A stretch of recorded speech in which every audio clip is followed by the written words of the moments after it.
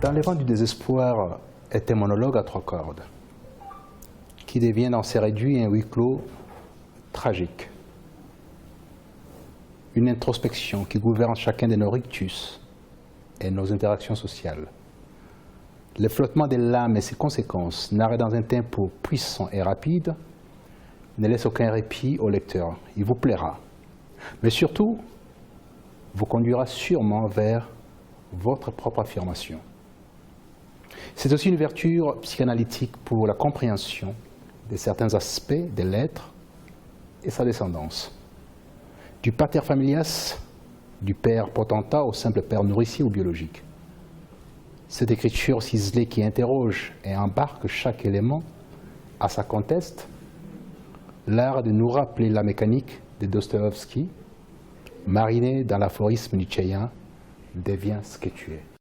Je suis un observateur, j'observe la société, j'observe surtout les pathologies de la société. J'examine, je psychanalyse à ma façon, avec ma vision, et j'essaie de pouvoir les transcrire avec mes mots.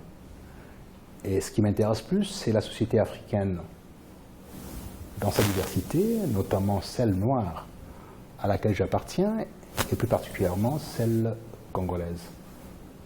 C'est ainsi qu'il me vient à l'esprit chaque fois que je vois quelque chose, la nécessité de pouvoir transcrire ça pour qu'on sorte un peu définitivement de cette idée selon laquelle nous travaillons plus avec la parole et non avec l'écriture.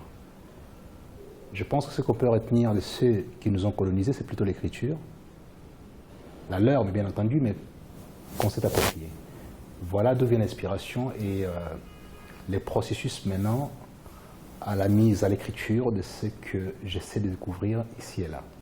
Écoutez, dans les vents du désespoir, petite philosophique entre amis, c'est un texte qui part d'une discussion entre deux personnes, des positions tellement tranchées, mais avec l'avantage et que ça se passe dans un huis clos, dans une cellule de prison, où il est impossible pour l'un et l'autre de se trouver des applaudisseurs.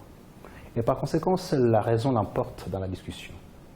Tout ce qui est raisonnable est mis en perspective, et tout ce qui ne l'est pas est battu en brèche.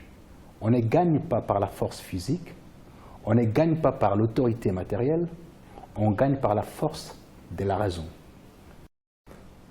Ces textes permettent de pouvoir pousser les uns les autres à dire la nature vous a doté des possibilités, donc les deviens ce que tu es consiste à pouvoir mettre ces possibilités-là en perspective, à les utiliser à bon escient plutôt que d'aller tenter l'aventure avec d'autres choses qui ne sont pas forcément vos dons.